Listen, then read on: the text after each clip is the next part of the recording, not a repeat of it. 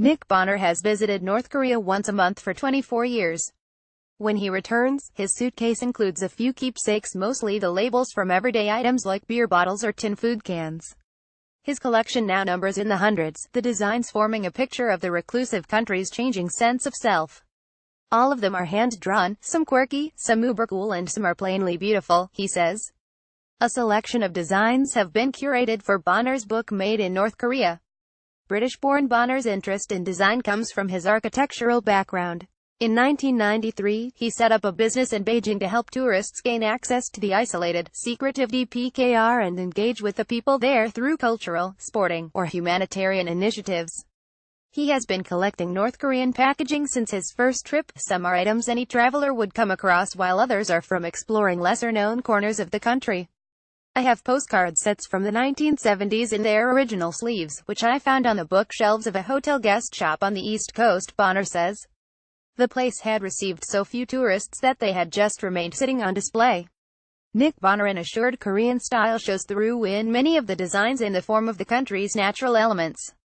To present a well-known Korean landmark, a mountain, building or sculpture, on a packet of cigarettes, or a box of matches, is to imbue them with instantly recognizable Koreanness, making them in their eyes the best, even in the absence of any competition, Bonner says. This is despite a history of foreign credos of Buddhism and Confucianism, invasions from powerful neighbors and the European-dominated communist bloc. But when compared to Western design, North Korea is more naive and simplistic, preferring to inform about what the product is rather than trying to draw an emotional response. This card celebrating the new year would typically be sent by soldiers to their families or children. Nick Bonner. The early 2000s is when hand-drawn North Korean graphics transitioned to digital with the introduction of new printing methods. Bonner says this brought with it product competition, and local companies wanted shiny designs with computer-aided elements and bright color palettes.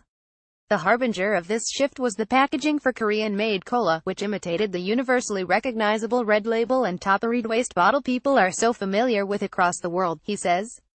But the typical backlit panels that is used in Western culture to sell shampoo or chocolate is saved for propaganda posters in the capital Pyongyang.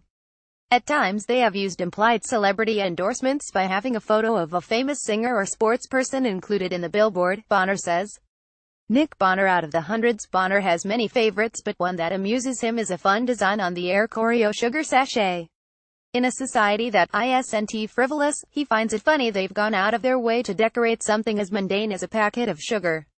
I'd imagine that people don't expect graphic designers in North Korea to be nothing more than cold or communist in their outlook, he says. It makes you realize that even within this most autocratic of systems there is still a sense of the human touch. Made in North Korea. Fade and Press is out now.